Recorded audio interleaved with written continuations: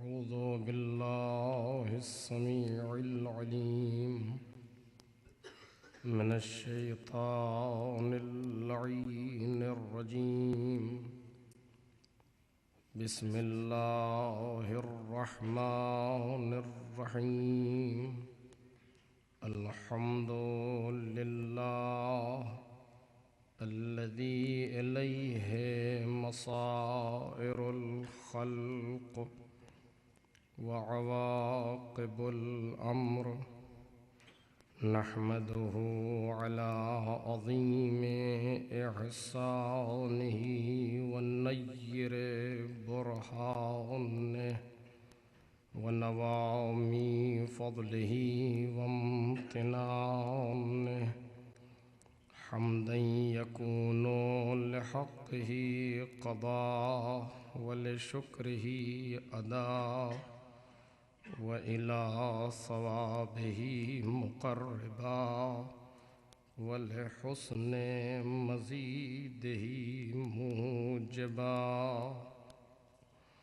والصلاة والسلام والتحية والإكرام على أمينه وحبيبه وخيرته من خلقه وحافظ سره ومبلغ رسالاته، العبد المرتضى والنبي المجتبى والرسول المصطفى أبي القاسم محمد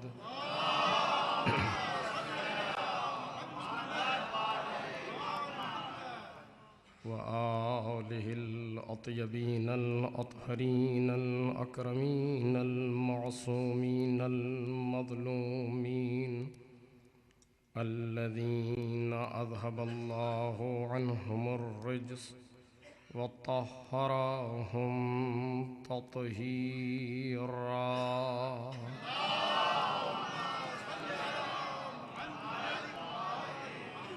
لا سيما ابن الزهراء بقية الله وآيته الكبرى، واللعنة الأبدية على أعدائهم أجمعين. أما بعد، فقد قال الله الكريم في الذكر الحكيم: إنا عرضنا الأمانة على السماوات والأرض والجبال فأبين أن يحملنها وأشفقن منها وحملها الإنسان إنه كان ظلوما جهولا. ليعذب الله المنافقين والمنافقات والمشركين والمشركات ويتوب الله على المؤمنين والمؤمنات وكان الله غفورا رحيما.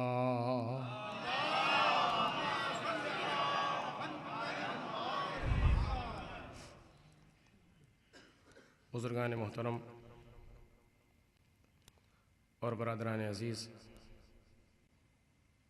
سورہ مبارکہ احزاب کی آخری دو آیتیں ہیں کہ جن کے حوالے سے گفتگو جاری ہے۔ ارشاد ربانی ہے کہ ہم نے امانت کو آسمانوں، زمین اور پہاڑوں کے سامنے پیش کیا تو انہوں نے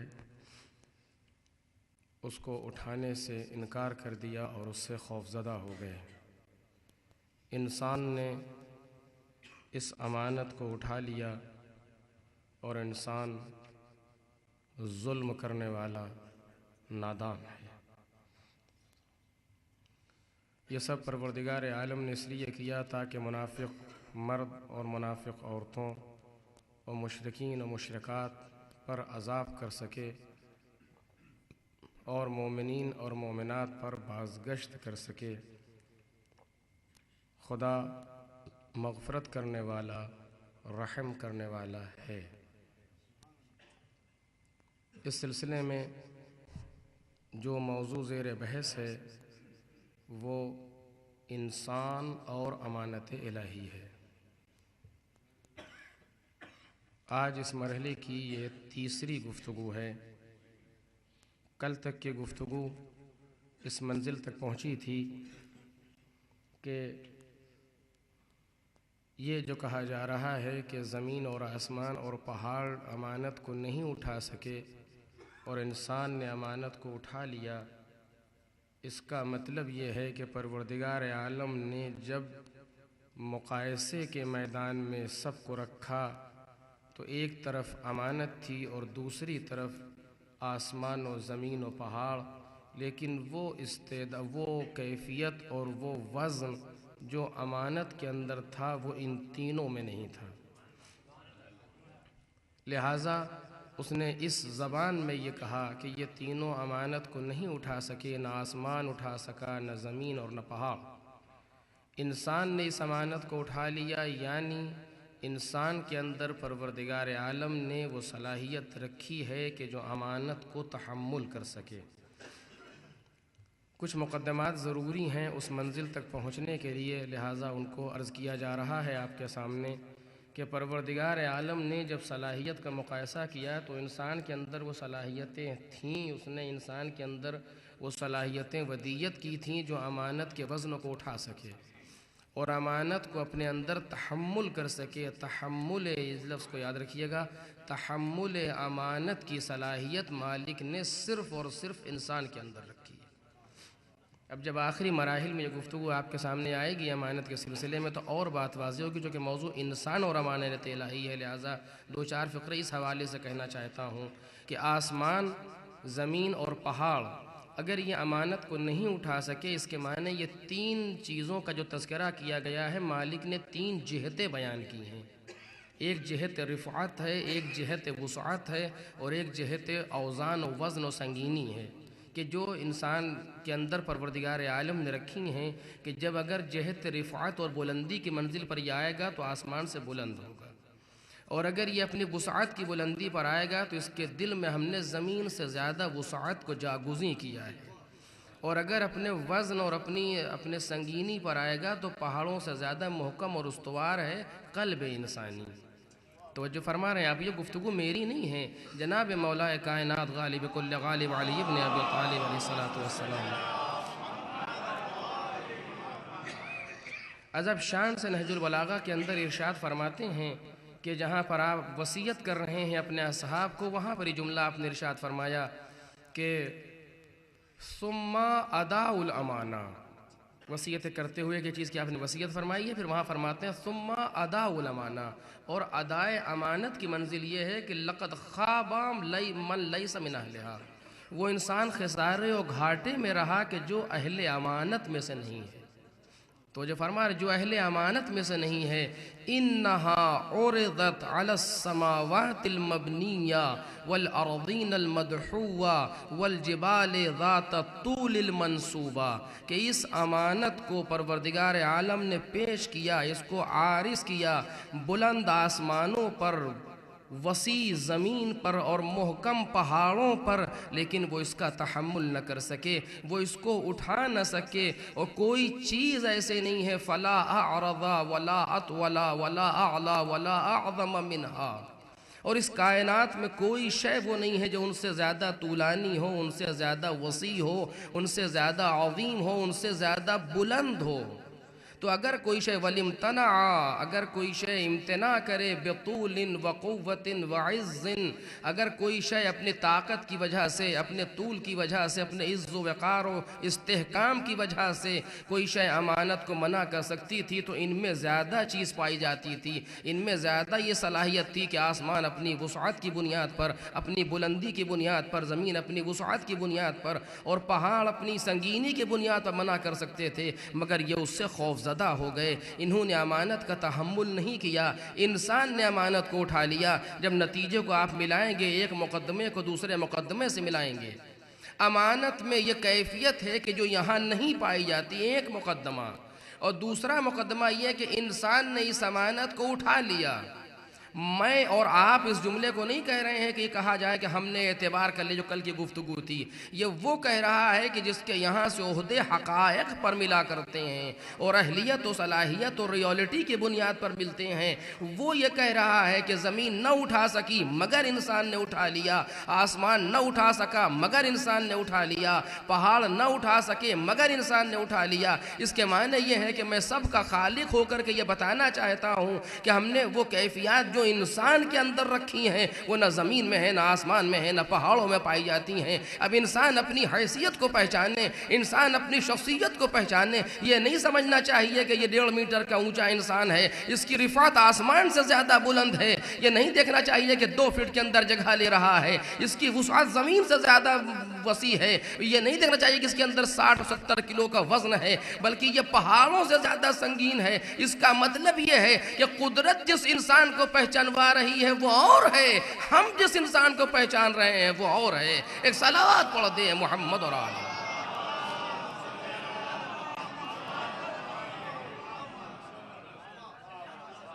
توجہ فرما رہے ہیں آپ کہ وہ انسان کا وہ تعارف, انسان کی وہ منزلت اور وہ اس کی ڈیفینیشن, وہ اس کا مقام جو قدرت پہچانوانا چاہتی ہے وہ اور ہے.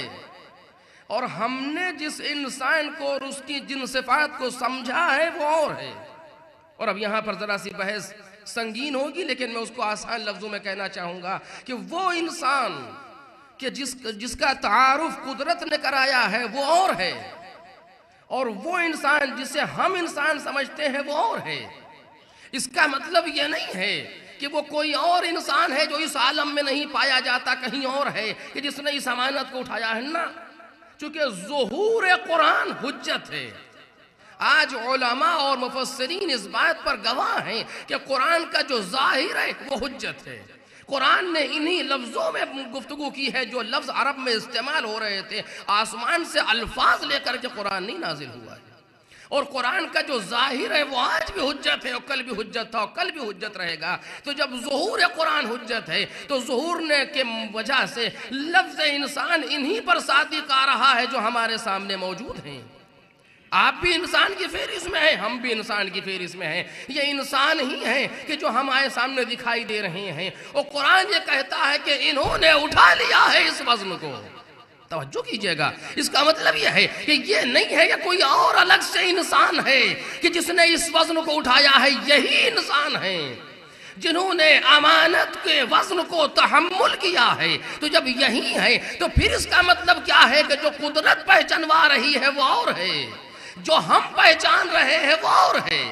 توجہ کیجئے گا, پھر کس کا مطلب کیا ہے کہ جو قدرت پہچانوا رہی ہے وہ اور ہے, جو ہم پہچان رہے ہیں وہ اور ہے. اس کا مطلب یہ ہے کہ انسان میں کچھ ایسی صلاحیتیں موجود ہیں, انسان میں کچھ ایسے صفات موجود ہیں کہ جو ہماری نظروں سے نہیں دکھ رہی ہیں, لیکن قدرت ان صفات کو دیکھ رہی ہے. تو جو فرما رہے ہیں آپ, کچھ ایسی چیزیں ضرور ہونا چاہیے کہ جو ہم نہیں سمجھ پا رہے ہیں, لیکن پروردگار ان صفات کو دیکھ رہا ہے. اور ان جملوں کے ذریعے سے, توجہ کیجئے گا, ان جملوں کے ذریعے سے, ان آیات قرآنی کے ذریعے سے ائمہ معصومین علیہم السلام نے اپنی احادیث کے ذریعے سے انسان کو اس کی ان صفات پر متوجہ کیا ہے جو اس کے اندر پائی جاتی ہیں, وہ خود متوجہ نہیں ہے. جو انسان کے اندر پائی جاتی ہیں لیکن انسان خود متوجہ نہیں ہے. یہ روایات اور آیات اس بات کی علامت ہیں کہ انسان تو اپنے آپ کو جو سمجھتا ہے وہ اور ہے, اور قدرت نے تجھے جو بنایا ہے وہ اور ہے. اس آیت سے یہ واضح ہوا کہ زمین اور آسمان اور یہ فلک و ملک و بشر, یہ کوئی چیز ایسی نہیں ہے جو انسان کی اہمیت تک پہنچ سکے. اور ایک مختلف آیات قرآن مجید کی میں نے سال گزشتہ آپ کے سامنے عرض کیا تھا کہ لقد کرمنا بنی آدم, ہم نے آدم کی اولاد کو مکرم بنایا ہے پوری کائنات میں. تاج کرامت انسان کے سر پر رکھا گیا ہے, دوسری کسی مخلوق کے سر پر نہیں. ایک آیت نے کہا هو الذی جعلکم خلائف الارض, وہی وہ خدا ہے جس نے تم کو زمین پر اپنا خلیفہ بنایا ہے. توجہ فرما رہے ہیں آپ, کہ یہ وہ مقامات انسانی ہیں کہ جن کو قرآن مجید ہمیں سمجھا رہا ہے. تم سمجھتے ہو یہ انسان بس یہی جو چل رہا ہے یہ ہے، یہ تم اس کی ظاہری سی صفت دیکھ رہے ہو، اور جو میں دیکھ رہا ہوں وہ تم نہیں دیکھ رہے. اور اس پر کل گفتگو ذرا سی اور آگے بڑھے گی. جو میں دیکھ رہا ہوں وہ تم نہیں دیکھ رہے. یہ انسان وہ ہے جس کے سر پر تاج کرامت رکھا گیا، جس کو بزرگ و برتر مخلوقات عالم بنایا گیا. انسان کی سب سے زیادہ اہمیت کے لیے اور اس کی بلندی اور اس کے وقار کے لیے اتنا ہی بہت ہے کہ پروردگار عالم نے اپنی محبوب ترین مخلوقات کو جب اس کائنات میں بھیجا ہے تو انسان کی صورت میں بھیجا ہے. ایک صلوات پڑھیں محمد اور آل محمد.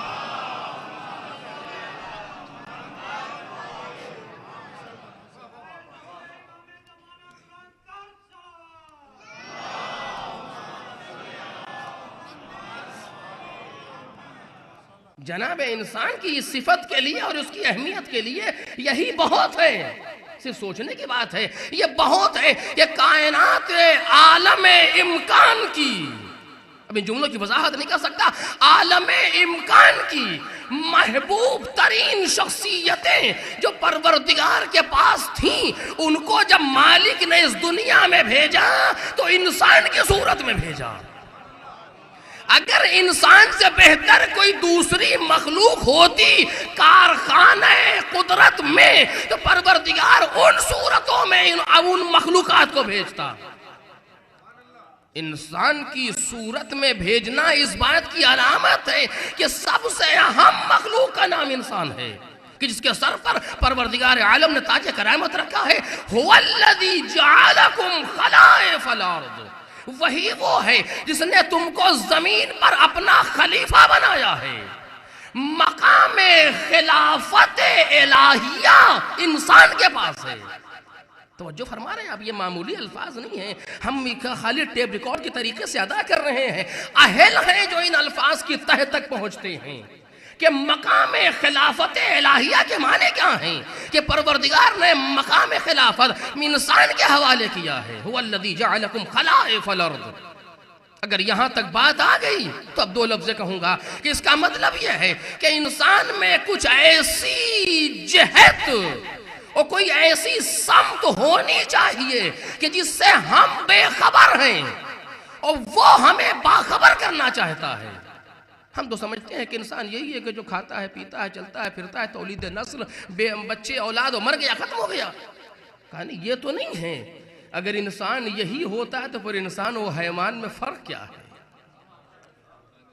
اگر انسان کو انہی چیزوں میں خلاصہ کر دیا جائے تو انسان اور حیوان میں فرق کیا ہے؟ حیوان بھی اس دنیا میں آتا ہے، کھاتا ہے، پیتا ہے، چلتا ہے، اڑتا ہے، بیٹھتا ہے، تولید نسل کرتا ہے، اولاد چھوڑ کے چلا جاتا ہے، اور بعض چیزوں میں تو انسان سے بہتر عمل کرتا ہے.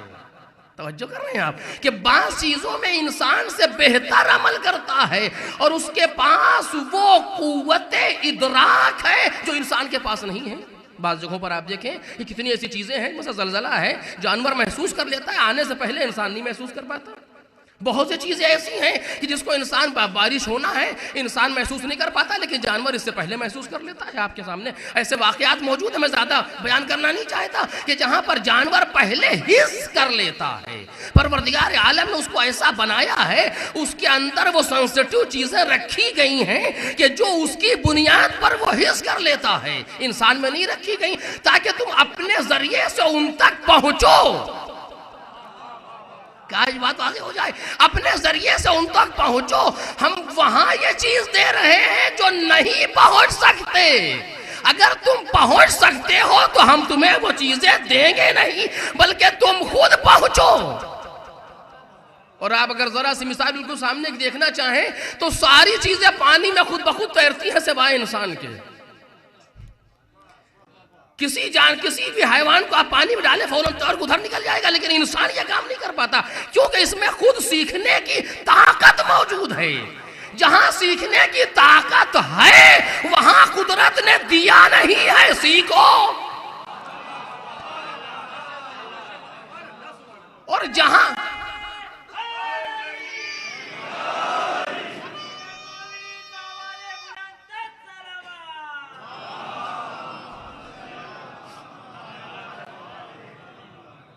تو جہاں یہ صلاحیت موجود تھی کہ تم سیکھ تک سکتے ہو ماضی کو، اور جہاں سیکھنے کی صلاحیت نہیں ہے، امپرومنٹ، جہاں ڈیولپمنٹ نہیں پایا جاتا، وہاں ہم دے کے بھیج رہے ہیں، وہاں ہم نے خود رکھ دیا ہے۔ اب اسی جگہ پر جملہ یاد آ رہا ہے، جلدی سے جملہ کہہ دوں بریکٹ میں بات آگے بڑھ جائے۔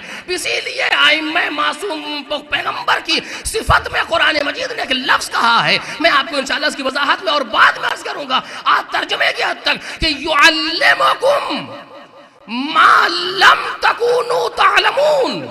پیغمبر اس لیے آئے ہیں کہ تمہیں وہ سکھائیں جس کو تم سیکھ ہی نہیں سکتے۔ توجہ فرما رہے ہیں، یہ پیغمبر کے بعثت میں سے ایک مقصد قرآن مجید نے بیان کیا ہے۔ میں ایک لفظ کہوں گا، باقی تفصیل بعد میں، کہ یعلمکم ما لم تکونوا تعلمون، یہ تمہیں اس چیز کی تعلیم دینے آئے ہیں جس کو تم جان ہی نہیں سکتے تھے ابھی نہ کبھی۔ ایسا نہیں ہے کہ ابھی تم نہیں سیکھ سکتے ہو، بڑھ جاؤ تو سمجھ جاؤ گے، نہیں نہیں، یہ وہ سکھانے آئے ہیں جس کو تم سیکھ ہی نہیں سکتے۔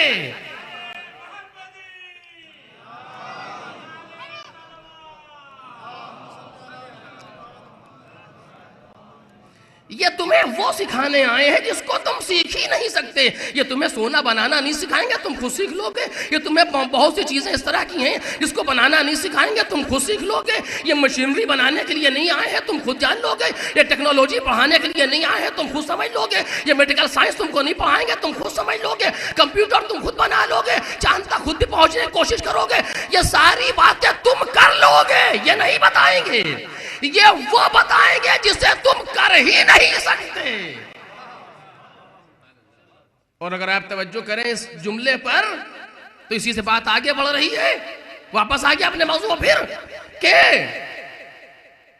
آج تک زمانہ ساری ترقیاں کر کے اس منزل تک نہیں پہنچا جس جگہ سے انہوں نے اپنی تعلیم کا آغاز کیا تھا۔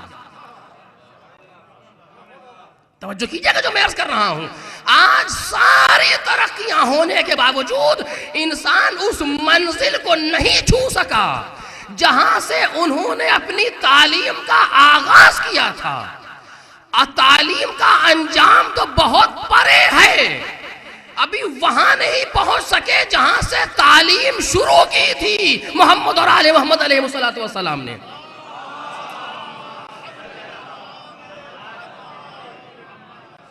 ابھی اس کے آخری مراحل تو انسان کے بس کے نہیں ہیں۔ یہ تمہیں کیا کرنے کے لیے کہ وہ پڑھانے آئے جو تم سیکھ ہی نہیں سکتے، اور بہت سی چیزیں سلسلے میں۔ اب یہاں پر ذرا سا غور کیجئے کہ وہ انسان جو ہم دیکھ رہے ہیں وہ اور ہے، وہ انسان جو وہ سمجھا رہے ہیں وہ اور ہے۔ تو اس کا مطلب یہ ہے کہ انسان میں دو سمتیں ہونا چاہیے، کہ جہاں ایک سمت پر ہماری نظر ہے اور دوسری سمت پر ان کی نظر ہے۔ اگر یہ دو سمتیں فرق نہ کرے تو مسئلہ حل نہیں ہوگا۔ اب وہ کون سی دو سمتیں ہیں؟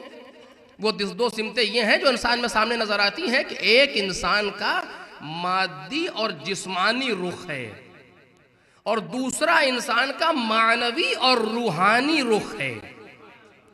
آج تک دنیا جتنا بھی بڑھی ہے وہ جسمانی رخ سے آگے نہیں بڑھ سکی۔ کوئی بھی ترقی کا میدان ایسا نہیں ہے کہ جو انسان کے جسمانی رخ سے آگے بڑھ گیا۔ اس پر تفصیل بہت ہے، لیکن کہاں تک صرف اتنا ہی کہہ رہا ہوں کہ کوئی جسمانی رخ سے آگے نہیں بڑھ سکا۔ کوئی ایسا آلہ بنا ہے آج تک کہ اگر کوئی روح میں مشکل ہوتی ہے یہ لگا دیجئے، یہ آلہ، اس سے روح اچھی ہو جائے گی؟ کوئی گولی، کوئی کیپسول، کوئی ٹیبلٹ، کوئی ایسی چیز، کوئی انجیکشن کچھ ہے؟ کا سوال ہی نہیں پیدا ہوتا۔ جو بھی ہے سب جسم کے لیے۔ اور عالم تو یہ ہے کہ جسمانی تحقیقات پر بھی جب کوئی انسان تحقیق کرتا ہے تو یہ کہتا ہے کہ مجہولات بہت ہیں، معلومات کم ہیں۔ جتنا ابھی ہم نے اس کو سمجھا ہے وہ بہت کم ہے، جو باقی ہے وہ بہت زیادہ ہے۔ جتنا سمجھتا چلا جاتا ہے اتنی پیچیدگیاں آگے بڑھتی چلی جاتی ہے۔ یہ جسمانی پیکر ہے، اور روحانی پیکر پہ تو انسان متوجہ ہے ہی نہیں۔ اور ائمہ کی تعلیمات شروع ہوئی ہے روحانی پیکر سے۔ توجہ کر رہے ہیں؟ اس صلوات پڑھے نا محمد اور آل محمد۔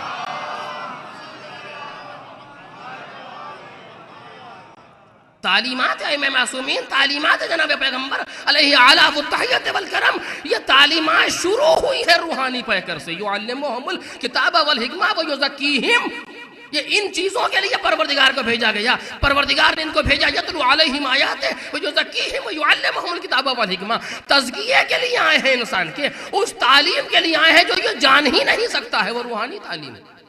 اور اسی لیے قرآن مجید نے جہاں بھی روح کا تذکرہ کیا ہے وہاں وضاحت نہیں کی. جب بھی روح کا تذکرہ کیا قرآن نے تو وضاحت نہیں کی. یسألونک عن الروح قل الروح من امر ربی، یہ تم سے کہتے ہیں کہ روح کیا ہے، تو ان سے کہہ دو کہ وہ تمہارے پروردگار کا ایک امر ہے، امر پروردگار میں سے ایک ہے.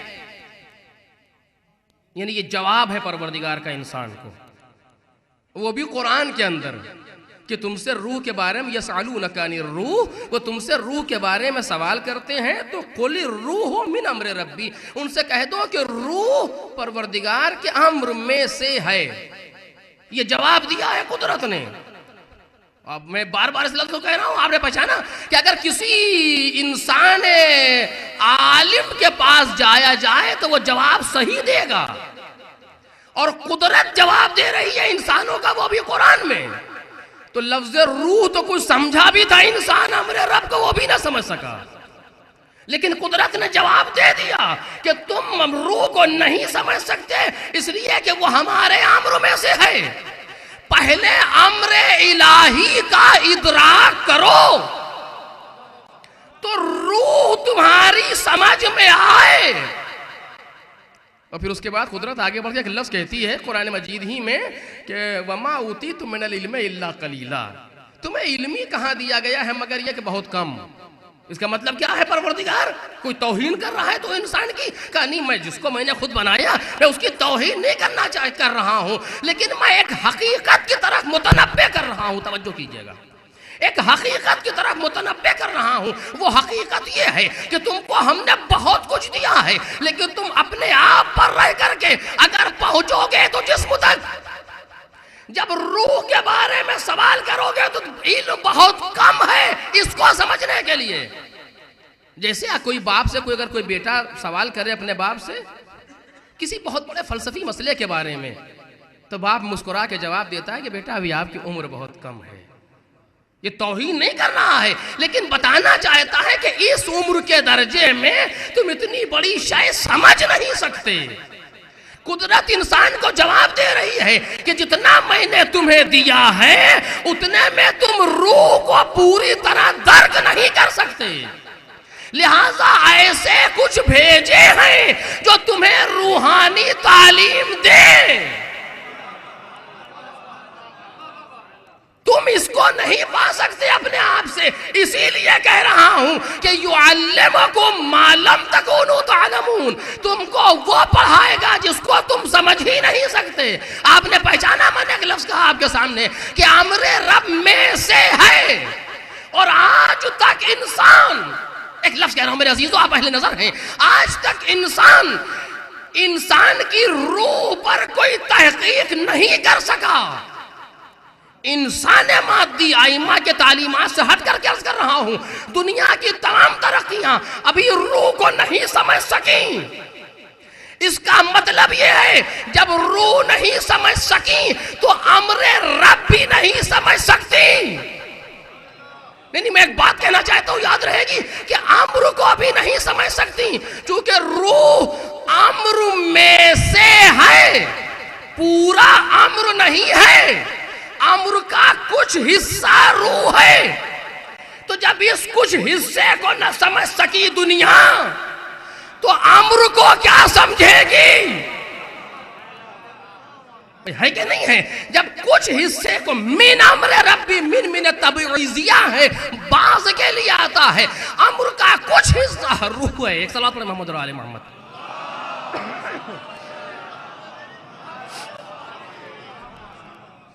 امر کا کچھ حصہ روح ہے، تم اس کو سمجھ نہیں سکتے. آج بھی دنیا اپنی تمام تحقیق کے باوجود جب روح کو نہیں سمجھ سکی، اس کا مطلب یہ ہے کہ جب کچھ کو نہ سمجھی تو سب کچھ کیا سمجھے گی؟ کچھ یعنی روح، سب کچھ یعنی امر. جب کچھ سمجھ میں نہ آیا تو سب کچھ کیا سمجھ میں آئے گا؟ جب روح سمجھ میں نہ آئی تو امر کیا سمجھ میں آئے گا؟ اور جب امر سمجھ میں نہ آئے گا تو اولی الامر کیا سمجھ میں آئیں گے؟ صلوات پڑھ دیں.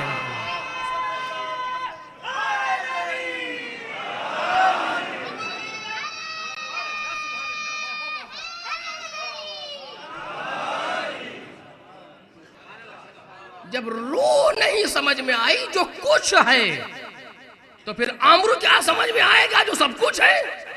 اور جب امر سمجھ میں نہ آ سکے گا تو پھر اولو الامر کو دنیا کیا سمجھے گی جو صاحبان امر ہیں؟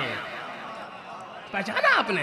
جو صاحبان امر ہیں ان تک دنیا کیا پہنچ سکے گی؟ یہی وجہ ہے کہ آواز دیتے ہیں کہ ینحدروا عنی السائل ولا یرقی الی الطیر. تمام علوم کے دریا مجھ سے پھوٹتے ہیں، کوئی طائر فکر میری گرد سفر کو چھو نہیں سکتا.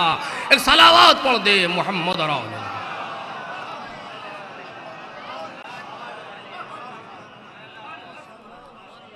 کیا سمجھے گی دنیا امر رب کو؟ اور کیا سمجھے گی دنیا پھر اولی الامر کو؟ جہاں وہاں گفتگو ہو رہی ہے کہ اطیعوا اللہ و اطیعوا الرسول و اولی الامر منکم، تو صاحبان امر کو کیا سمجھے گی دنیا؟ تمہارا مقام یہ ہے کہ تم 1400 برس میں روح نہ سمجھ سکے، اور وہ ہیں جو صاحبان امر ہیں. لیکن مصیبت یہ ہے، اور میں نے نہیں معلوم اس سے پہلے یہ بات کہی ہے کہ نہیں، کہ کہنا بھی نہیں چاہ رہا تھا، لیکن بات یہاں تک آ گئی ہے. جلدی سے جملہ کہہ رہا ہوں آپ کی سماعت پر بھروسہ کرتے ہوئے. عزیزو توجہ کیجئے گا، آج اس کائنات میں ہمارے اور آپ کے سامنے اگر مجھ سے کوئی پوچھے کہ پل صراط کیا ہے تو میں جواب میں کہوں گا کہ مقام اہل بیت کو سمجھنا پل صراط ہے.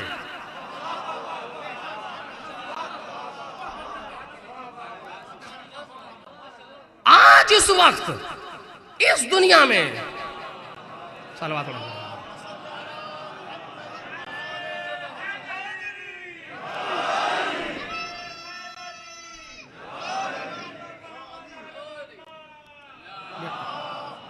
بیٹا آپ کہو،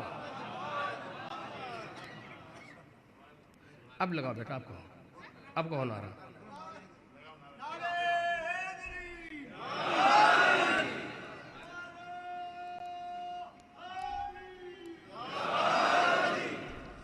تو آپ نے پہچانا اس مسئلے کو کہ آج اس کائنات میں پوری ذمہ داری سے کہہ رہا ہوں آپ کے سامنے، سے کوئی روا روی خطابت نہ سمجھیے گا. آج اس وقت ہمارے سامنے اگر کوئی پل صراط ہے، پل صراط یعنی بال سے زیادہ باریک، تلوار کی دھار سے زیادہ تیز، اگر کوئی شے ہے تو ادراک مقام اہل بیت ہے. چونکہ اب دو لفظ کہوں گا جو یہاں تک بات آئی ہے، چونکہ ہم اس سینٹرل پوائنٹ پر کھڑے ہیں کہ جہاں ایک طرف وہ گروہ ہے جو ان کو لے جا کے قدرت تک پہنچا رہا ہے، اور دوسری طرف وہ گروہ ہے جو انہیں کھینچ کے لا کے اپنے جیسا بتانا چاہتا ہے. ہم نہ انہیں صحیح سمجھتے ہیں، نہ انہیں صحیح سمجھتے ہیں، نہ یہ خدا کی منزل تک جا سکتے ہیں، اور نہ ہم ان کی گرد سفر کو پا سکتے ہیں. یہ انسان ہے، خدا نہیں. ہم کچھ بھی ہیں، ان جیسے نہیں. کوئی کچھ ہو ان جیسا نہیں. کوئی سے مراد میں اور آپ نہیں. ہماری اور آپ کی حیثیت کیا ہے؟ معاف کیجئے کہ جسارت کر رہا ہوں، ہماری اور آپ کی حیثیت کیا ہے؟ اس کوئی میں من الآدم الی العیسیٰ،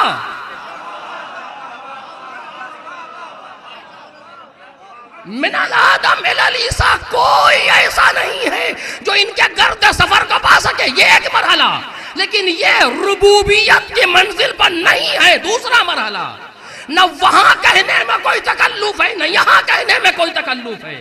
اسی لیے خود فرماتے ہیں نزلونی الربوبیہ وَقُولُوا فِينَا مَا شِئْتُمْ لَن تَنَالُوا، کہ مجھے ربوبیت سے نیچے لے آؤ، پھر جو کہنا چاہتے ہو کہو، میری منزل کو پا نہیں سکتے۔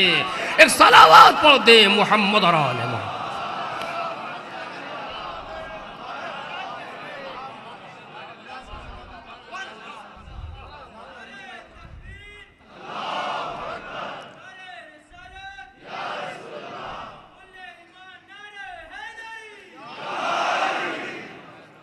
آج اس کائنات زمانے میں اتنا ترقی یافتہ زمانہ، 1400 برس پہلے کوئی بات کرنا بہت آسان تھا، آج کسی بات کو کرنا ایسے ترقی یافتہ زمانے میں بہت مشکل ہے۔ لیکن اس کے باوجود میں کہنا چاہتا ہوں کہ یہ اس مقام پر ہے کہ جتنا بھی علم بڑھتا جائے گا ان کا مقام اور نکھرتا جائے گا، یہ اس منزل پر ہیں۔ کل تک جب فضائل کا تذکرہ ہوتا تھا تو دشمن سمجھتا تھا، لوگ سمجھتے تھے کہ جنگوں کے ذریعے سے آل محمد کو پہچانوایا جائے تو یہ فضیلت ہے ان کی۔ لیکن آج کی اس دنیا میں آل محمد جنگوں کے ذریعے سے نہیں، علم کے زور پر پہچانوائے جائیں گے، تاکہ یہ پڑھی لکھی دنیا سمجھے کہ جس کی قوت میں، جس کے بازو میں اتنی قوت تھی، اس کے زبان اور ذہن میں بھی اتنی ہی طاقت تھی۔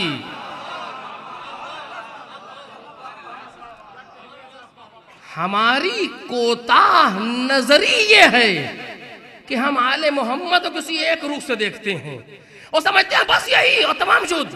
ایسا نہیں ہے، ایسی جامع شخصیات ہیں آل محمد کہ جس رخ سے دیکھا جائے منزل کمال پر ہیں۔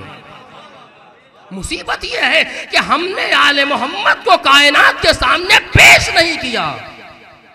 اگر ایک رخ سے پیش کیا، دنیا سمجھتی بہت بڑے لڑنے والے تھے مولا کائنات، یہ کوئی صفت ہے علی کی؟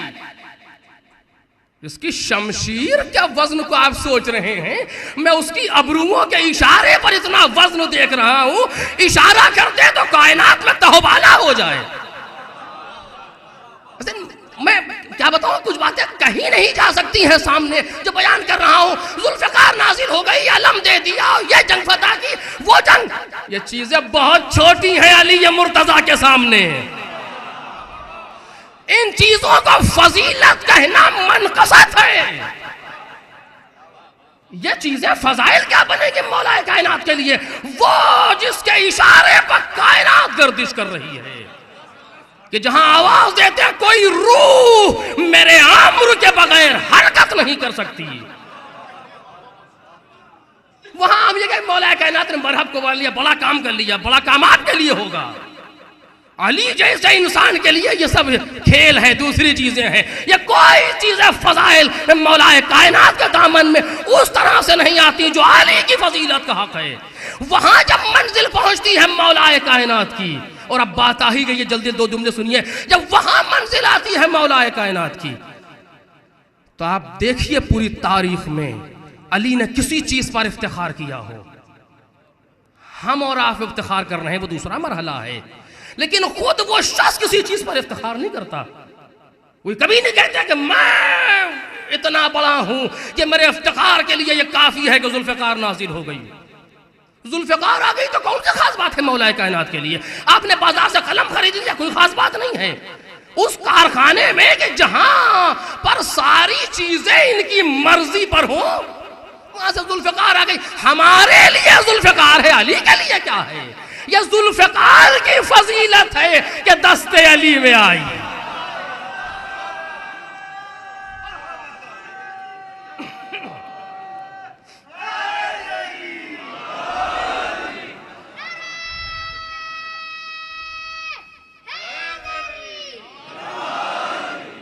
اصل میں ہمارے یہاں کچھ زاویے الٹ گئے ہیں، چونکہ مصیبت یہ ہے کہ انسان مجھ جیسا انسان، میں اپنے لیے کر رہا ہوں، آپ سے مجھ سے بہتر ہیں، مجھ جیسا انسان کوتا نظر ہے، کم ظرف ہے، یہ بیچارہ سمجھ ہی کیا سکتا ہے؟ اس نے یہ سمجھا کہ کتنی بڑی فضیلت ہے کہ ان کے لیے ذوالفقار آ گئی۔ ذوالفقار ہنس رہی ہے اس جملے پر، پلٹ کے دیکھیے تو 1400 سال پہلے ذوالفقار ہنس رہی، کیا کہہ دیا تم نے؟ یہ ان کے لیے فضیلت ہے کہ میں آ گئی، یا میرے لیے فضیلت ہے کہ دست علی کا بوسہ لے لیا؟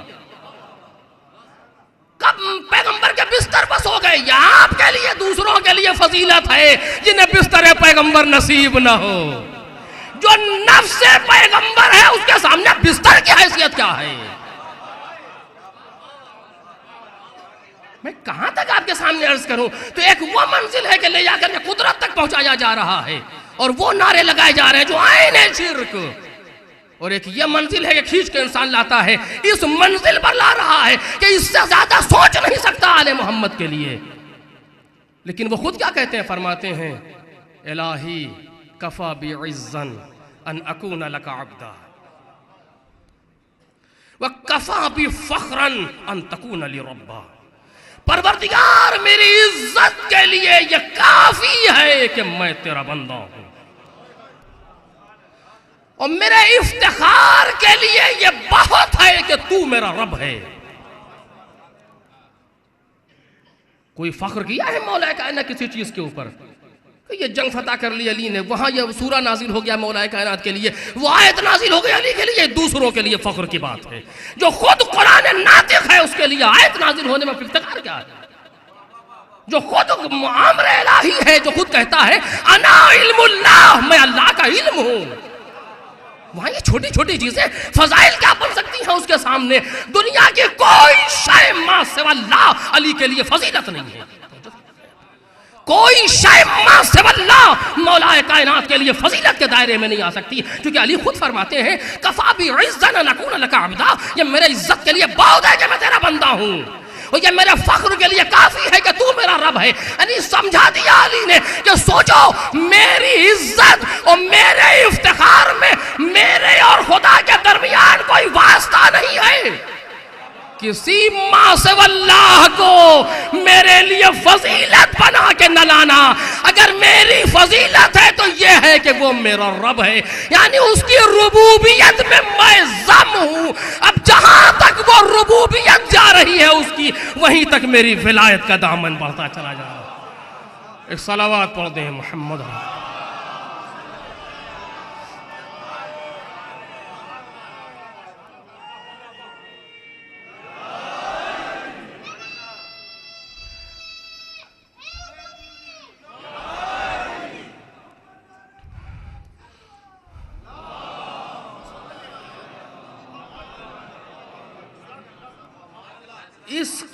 اس وقت ہمارے اور آپ کے سامنے اگر کوئی شے پل صراط کی حیثیت رکھتی ہے تو ادراک مقام اہل بیت علیہ السلام، کہ وہ اس جگہ پر ان کو سمجھا جائے کہ جو ان کا مقام ہے. اس لیے فرماتے ہیں میرے سلسلے میں دو لوگ گمراہ ہوئے، مبغض قال و محب غال. وہ چاہنے والا جو میرے سلسلے میں غلو کرے. غلو کی منزل کوئی ہے ہی نہیں مولا کائنات کے سامنے سوائے ربوبیت کے. جو کوئی غلو کے معنی ہے حد سے بڑھا دینا. علی کی حد کوئی معین کرے اس سے آگے ہم نہیں بڑھائیں گے. حد ان کی بس یہ ہے کہ ربوبیت تک نہ لے جاؤ. وہ مبغض قال، اور ہم کو ہمارے مقام سے گھٹانے والا. ممکن ہے ایک انسان محبت میں جملہ کہہ رہا ہے لیکن مقام گھٹ رہا ہے، کیونکہ یہ اس منزل پر ہیں کہ جہاں زبان کھولنا اتنا مشکل ہے. میرے عزیزوں میں نے عرض کیا آپ کے سامنے، ہم کتنا کہہ رہے ہیں کہ مولا کائنات کا یہ کمال ہے، وہ کیا کمال ہے مولا کائنات کا؟ یہ ان چیزوں کا کمال ہے کہ وہ علی تک آ رہے ہیں. اور یہ جناب صاحب ابن عباد کا شعر ہے جو آپ کے سامنے پیش کر رہا ہوں عربی میں، اور آپ میں کچھ اکثر ہوں گے ایسے جو عربی سمجھتے ہیں. قالو، لوگ یہ کہتے ہیں علی علا قلت لا. قالو علی علا قلت لا فإن العلا بعلی علا. کہ لوگ یہ کہتے ہیں کہ علی بلند ہے، میں کہتا ہوں نہیں. توجہ کیجئے گا، جس منزل پر وہ غور کر رہا ہے شاعر، اور عجیب منزل پر غور کر رہا ہے، اور یقیناً فضیلت کا ایک دریچہ ہے جو اس کے سامنے کھلا ہوا ہے. کہتا ہے کہ لوگ کہتے ہیں کہ علی بلند ہے، میں کہتا ہوں نہیں، بلکہ بلندیاں علی کی وجہ سے بلند ہے.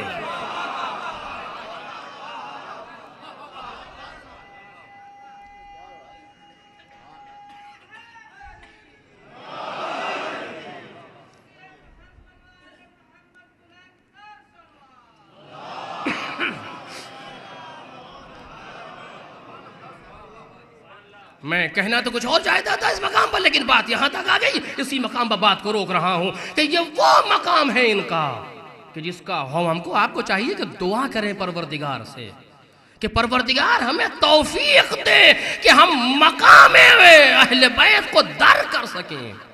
کوئی آسان مسئلہ نہیں ہے، یہ کہنا بڑا آسان ہے علی ولی اللہ، لیکن ولایت علی کا ادراک ظرف چاہتا ہے۔ یہ کہنا بہت آسان ہے کہ ہم علی کے چاہنے والے، میرا مولا میرا مولا، یہ جملے آسان ہیں، وہ کہنا چاہیے تاکہ اس کہنے سے کم از کم ولایت کا ادراک شروع ہو جائے۔ لیکن حب علی کا در کرنا، میں انشاءاللہ کچھ باتیں بعد میں کروں گا دوسری مجالس میں، لیکن یہاں پر جو میرا موضوع ہے اس اعتبار اتنی حد تک کہہ سکوں گا جہاں تک میرے موضوع میں گفتگو رہ جائے، جبکہ آج بھی کچھ موضوع سے کچھ آگے بڑھ کے گفتگو ہوئی ہے، لیکن ایک صلوات پڑھیں محمد اور آل محمد۔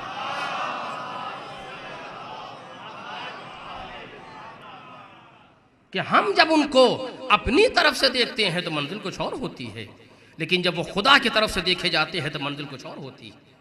جب ادھر سے دیکھتے ہیں، جب لوگوں کو سامنے قیاس ہوتا تو آواز دیتے ہیں لا یقاس بنا احد، عالم امکان کی کوئی شے ہم پر قیاس نہیں ہو سکتی۔ اور کچھ باتیں آپ کے سامنے کلرز کروں گا، آج یہیں تک گفتگو رہ جائے گی۔ جب اب عالم امکان اور مخلوقات پر نظر ہوتی ہے مولا کائنات کی تو فرماتے لا یقاس بنا احد، کوئی شے کائنات کی ہم پر قیاس نہیں ہو سکتی۔ اور جب ادھر نظر ڈالتے ہیں جلوہ ربوبیت کی طرف تو فرماتے ہیں آہ من قلت الزاد و طول السفر، راستہ کتنا طولانی ہے اور زاد سفر کتنا کم ہے۔ یہ نقص نہیں ہے بلکہ یہ عین معرفت ہے مولا کائنات کی، چونکہ آواز دے رہے میں کچھ بھی ہوں لیکن دائرہ امکان سے آگے نہیں بڑھ سکتا، اور وہ ہے جو حد واجب میں ہے کہ جہاں کوئی بھی صفت کسی انتہا کی منزل پر نہیں ہے۔ قدرت خدا اسے کہتے ہیں کہ جہاں سارے صفات لامتناہی، اور لامتناہی کے سامنے کتنی بڑی عدد لائیے صفر نظر آئے گی۔ یہ تو میتھمیٹک کا قانون ہے کہ انفینٹی کے سامنے کوئی بھی عدد لایا جائے اپنی حیثیت تو کھو دیتا ہے۔ مولا کائنات جب اس لامتناہی سمندر میں غرق ہوتے ہیں تو آواز دیتے ہیں آہ من قلت الزاد و طول السفر، اور جب ان مخلوقات پر نظر ڈالتے ہیں تو کہتے ہیں تم میں سے کوئی نہیں ہے کہ جو ہماری ہمسری کر سکے، لا یقاس بنا احد، کوئی ایک بھی ہم پر قیاس نہیں ہو سکتا۔ اور یہ جب عالم امکان میں رہ کر کے ان کو دیکھا جاتا ہے تو منزل کچھ اور ہوتی ہے، جب عالم وجوب سے انہیں دیکھا جاتا ہے تو منزل کچھ اور ہوتی ہے۔ عالم امکان کی حد آخر، عالم وجوب سے اتصال، یہ ہے مقام اہل بیت، یہ ہے مقام اہل بیت کہ جہاں عالم وجوب کے اتصال کی منزل پر، عالم امکان کی حد آخر کی منزل پر، کہ جتنا بھی ظرف امکان میں گنجائش ہے وہ سب انہیں مل گیا، لیکن جتنے بھی صفات ملے ہوں میرے نہیں ہیں، اس رب واجب کے ہیں، اس نے عطا کیے ہیں۔ اب مجھ سے زیادہ کسی کو کچھ مل جائے گنجائش نہیں ہے عالم امکان میں۔ جس طریقے سے یہ گلاس ہے اس کو بھر دیا جائے پانی سے تو آپ کہیں گے جتنا بھی اس میں صلاحیت تھی بھر گیا، پانی سے تو بھر گیا یہ، لیکن پانی آیا کہیں اور سے ہے، پانی آیا کہیں اور سے ہے۔ اس عالم امکان میں جتنی صلاحیت تھی سب چہارتا معصومین کے اندر، لیکن یہ صلاحیتیں آئی کہیں اور سے ہیں، جہاں سے آئی ہیں اسے خدا کہتے ہیں، اور اس ظرف پر کو آل محمد کہتے ہیں۔ صلوات پڑھ دے محمد اور آل محمد۔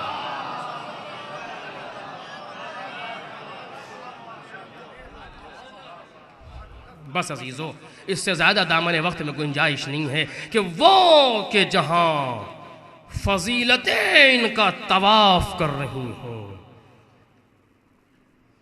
کوئی ایسی صفت نہیں ہے صفت حسنہ کہ جس میں یہ کمال کی منزل پر نہ ہو، کوئی ایسی صفت نہیں لا سکتی دنیا کہ جس کو پیش کرے وہ یہ کمال کی منزل پر نہ ہو۔ یہ اور بات ہے کہ ہماری نظر فقط شجاعت تک محدود ہو گئی، علم منزل آخر پر، सखावत मंजिल आखिर पर, साब्र मंजिल आखिर पर, इबादत मंजिल आखिर पर। ये सारी की सारी सिफतें, जितनी भी सिफात आप ला सकते हैं, सिफात कमालिया, सिफात जमालिया, सब में आले मोहम्मद मंजिल आखिर पर। मोहब्बत मंजिल आखिर, राफत मंजिल आखिर, मेहरबानी मंजिल आखिर। इनसे बड़ा रऊफ दुनिया तलाश नहीं कर सकती, इनसे ज्यादा मेहरबान दुनिया ढूंढ नहीं सकती। जुल्म अपनी आखिरी मंजिलों को जा रहा है, लेकिन इनके लबों पर बद्दुआ नहीं आती, जबकि इनको बद्दुआ की जरूरत नहीं है, इशारे की जरूरत है। लेकिन लबों पर बद्दुआ की मंजिल भी नहीं है, इशारा तो कैसा। जिस वक्त मौलाए कायनात के हाथों में रस्सियां बांध के दुश्मन खींचते हुए ले गए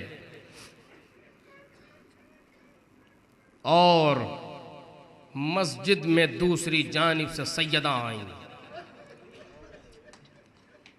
तो देखती क्या है कि अली के सर पर नंगी तलवार है, और लोग कहते हैं कि अली बैयत करो वरना सर कलम कर लेंगे।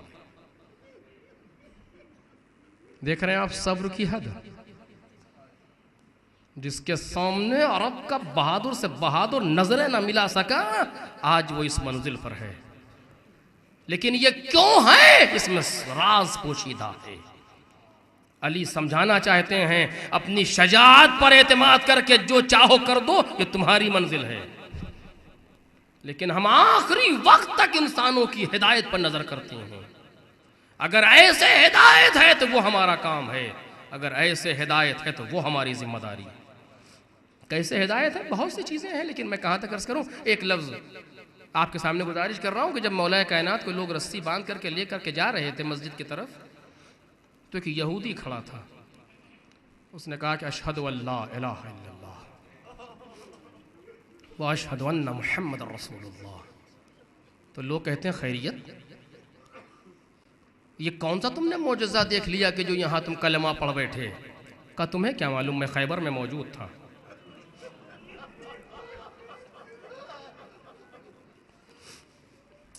तुम क्या जानो, मैं खैबर में मौजूद था। मैंने इस शख्स को देखा है कि जिस वक्त इसने बाबे खैबर में उंगलियां डाल के खैबर के दर को उखाड़ा है तो किला लरस गया। ये इतना बड़ा बहादुर है, और आज उसके हाथ में रस्सी बंधी हो और वो खामोश है। इसका मतलब ये है ये किसी ऐसे दीन का इत्तेबा कर रहा है कि जहां इसकी शजाअत और इसका सब्र दोनों उस दीन के लिए। और इसका मतलब ये जब ऐसे दीन का ये इत्तेबा कर रहा है तो हतमन वो दीन हक है। कि मैंने अपनी आंखों से जो मंजर देखा मैं उसे कैसे भुला सकता हूं, ऐसा अली। लेकिन जा रहे हैं, जनाब सैयदा आई और आने के बाद देखा कि मौला कायनात के गर्दन पे तलवार है। और अब यहीं तक दो जुमले कहूँगा, इसके बाद आगे बात न बढ़ सकेगी, वक्त खत्म हो रहा है। अब बात आ ही गई है तो जनाब सैयदा के सिलसिले दो बातें सुने कि जब लोग ले गए हैं मौला कायनात को तो आके दामन थामा है सैयदा ने। जैसे ही गश से फाका हुआ तो ऐना अबुल हसन, फिजा अबुल हसन कहाँ है, का बीबी लोग ले गए। जब ये कहा तो न टूटी पसलियां याद हैं, न सीने से बहता हुआ लहू याद है, न साकित हुआ बच्चा याद है। उस कैफियत में है सैयदा जहां औरत खड़ी नहीं हो सकती। लेकिन कहती है जरा आसमां मुझे सहारा दो, फिजा मुझे सहारा दो, सर पर रदा डाली घर से बाहर आई। अरे अली मैं आपको जाने न दूंगी। लेकिन इसके बाद वो जुल्म हुआ जो काबिल बयान नहीं। दामन छोड़ के सैयदा घर आई। लोग बाहर से मस्जिद में अली को लेकर के आए, सैयदा घर के अंदर से मस्जिद में गई, क्योंकि इनका घर का दरवाजा मस्जिद में खुलता है। आकर के ये मंजर जनाब सैयदा ने देखा तो कहती हैं अच्छा तुम मेरे बच्चों को यतीम करना चाहते हो। कहती हैं सुनो, मैं नाक़े साले से कम नहीं हूं।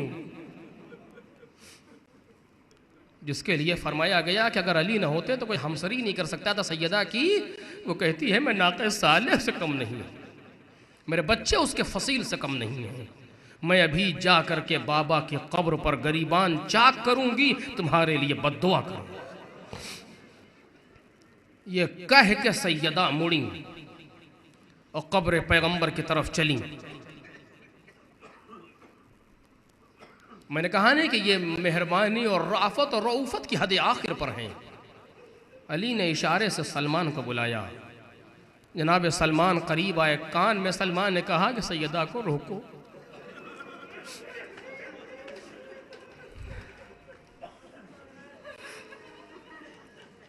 کہتے ہیں میں دیکھ رہا ہوں کہ مدینے کے دونوں طرف لرز رہے ہیں. یہ مقتل کے جملے ہیں جو عرض کر رہا ہوں. مدینے کے دونوں طرف لرز رہے ہیں. اگر سیدہ قبر پیغمبر پر پہنچ گئی اور دعا کے لیے ہاتھ اٹھا دیے تو پورے مدینے میں کوئی باقی نہ رہے گا, ابھی زمین سب کو نگل لے گی. دیکھ رہے ہیں مہربانی کی حد, رسیاں بندھی ہیں, بچہ قتل کر دیا گیا, زوجہ پر اہانت ہوئی ہے, لیکن علی مہربان ہے. جناب سلمان فارسی آئے, لیکن سلمان کون ہوتے ہیں سیدہ کو روکنے والے؟ سامنے ہاتھ جوڑ کے کھڑے ہوئے, اے بنت مصطفیٰ ان جاہلوں پر رحم کریں. کہ سلمان دیکھتے نہیں ہو کہ میرے بچوں کو یتیم کرنا چاہتے ہیں, میں علی کا فراق برداشت نہیں کر سکتی. جب بفرے ہوئے تیور جناب سلمان فارسی نہ دیکھے تو کہتے ہیں بی بی لیکن مولا علی ہی نے کہا ہے کہ واپس ہو جائیے. اتنا سننا تھا تو آواز دیتی ہے لا اسمع لہو واطیعو. اگر علی نے یہ بات کہی ہے تو میں علی کی بات سنوں گی اور ان کی اطاعت کروں گی. پہچانا آپ نے مقام امامت کو, پہچانا مقام ولایت کو. سیدہ کہتی ہے میں ان کی بات سنوں گی اور ان کی اطاعت کروں گی. لو جی سیدہ واپس آئیں. ایک جملہ صرف مقتل کے جملے ہیں. تاریخ کہتی ہے کہ جناب سیدہ در مسجد کے دروازے پر کھڑی ہوئی اور کہتی ہیں اے لوگوں سنو, جب تک تم علی کو چھوڑ نہ دو اور میں اپنے سامنے علی کو سالم دیکھ نہ لوں, مسجد سے قدم باہر نہ نکالوں گی. یہی وہ منزل تھی کہ جب مسجد النبی کی دیواریں بلند تھیں, قبر پیغمبر لرز رہی تھی, آثار خوف و ہراس عالم پر طاری ہو چکے تھے, چونکہ عذاب اپنی منزل پر آنے والا تھا اور آثار عذاب طاری ہو چکے ہیں. لوگوں پر وحشت طاری ہوئی, دہشت طاری ہوئی. علی کے سر سے تلوار ہٹی, ہاتھوں کی رسیاں کھلی, دشمنوں کے جھرمٹ سے اکیلے علی اٹھے اور گھر کی طرف چلے. آخری جملہ ہے, جتنا یاد آئے گا رو لیجئے گا. گھر کی طرف چلے, آتے ہوئے دیکھا تو فرماتی ہیں یا ابا الحسن روحی لروحک الفدا و نفسی لنفسک الوقا ان کنت فی خیر ان کنت معاک و ان کنت فی شر ان کنت معاک. اے ابا الحسن میری روح آپ پر قربان ہو جائے, میری جان آپ پر نثار ہو جائے. اگر آپ خیریت سے تھے تب بھی میں آپ کے ساتھ رہی, اور اگر آپ مصیبت میں رہے تب بھی میں آپ کے ساتھ رہی. یہ کہا اور علی کو لے کر سیدہ چلی گئی. تاریخ خاموش ہو گئی. لیکن میں ایک جملہ بی بی سے ہاتھ جوڑ کے کہوں گا, اے بی بی آپ کے بازو پر درے لگے, اے بی بی آپ کی پسلیاں ٹوٹیں, اے بی بی آپ کا بچہ قتل ہوا, اے بی بی آپ نامحرموں کے مجمع میں آئیں, اے بی بی آپ نے زبان کے زخم سنے, ساری باتیں صحیح, لیکن سیدہ آپ نے اپنے امام وقت کو تلوار کے نیچے سے نکال تو لیا, لیکن ہاں 61 میں آپ کی بیٹی اپنے بیٹے بھی قربان, اپنے بھائی بھی قربان, نامحرموں میں بھی آئی, لیکن زینب خنجر کے نیچے سے حسین کو بچا نہ سکی, کہتی رہ گئی بھیا اے بھائی میں اس دل کے لیے کیوں زندہ رہ گئی کہ تم خنجر کے نیچے ہو اور میں دیکھ رہی ہوں. اشارہ کیا زینب واپس ہو جا, ابھی رمق زندگی باقی ہے. در خیمہ تک پہنچنے نہ پائی تھی, زمین ہلنے لگی, آسمان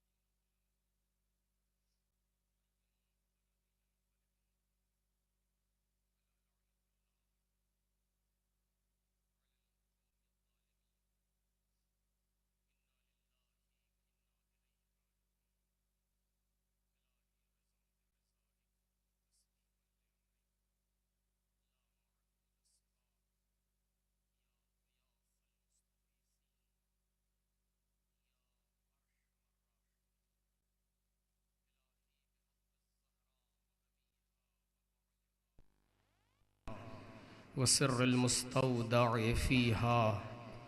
پروردگارا امام زمانہ کے ظہور میں تعجیل فرما۔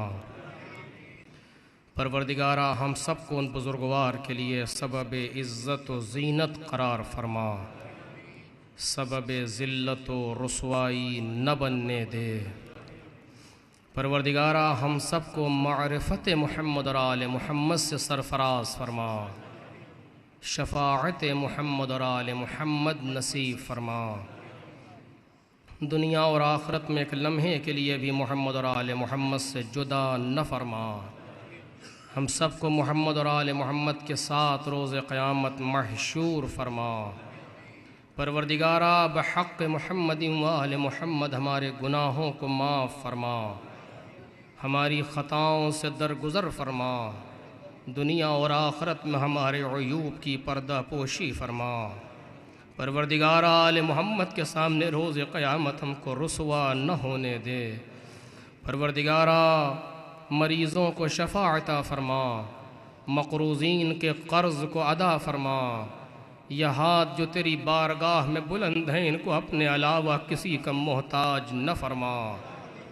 پروردگارا بے روزگاروں کو روزگار حسن مرحمت فرما، مرحومین کی مغفرت فرما۔ پرچم اسلام کو سر بلند فرما، پرچم کفر و نفاق و شرک و سرنگوں فرما۔ مقامات مقدسہ کی حفاظت فرما، مراجع کرام کے سائے کو ہم سب کے سروں پر دوام فرما۔ پروردگارا جہاں جہاں بھی محمد اور آل محمد کے چاہنے والے ہیں سب کی جان و مال، عزت و آبرو، دین و ناموس کی حفاظت فرما۔ دشمنان محمد اور آل محمد اگر قابل ہدایت نہیں ہیں تو نیست و نابود فرما۔ پروردگارا اس قلیل عمل کو اپنی بارگاہ میں قبول فرما۔ پروردگارا ان مجالس کو ہم سب کے لیے ذخیرہ آخرت قرار فرما۔ ربنا تقبل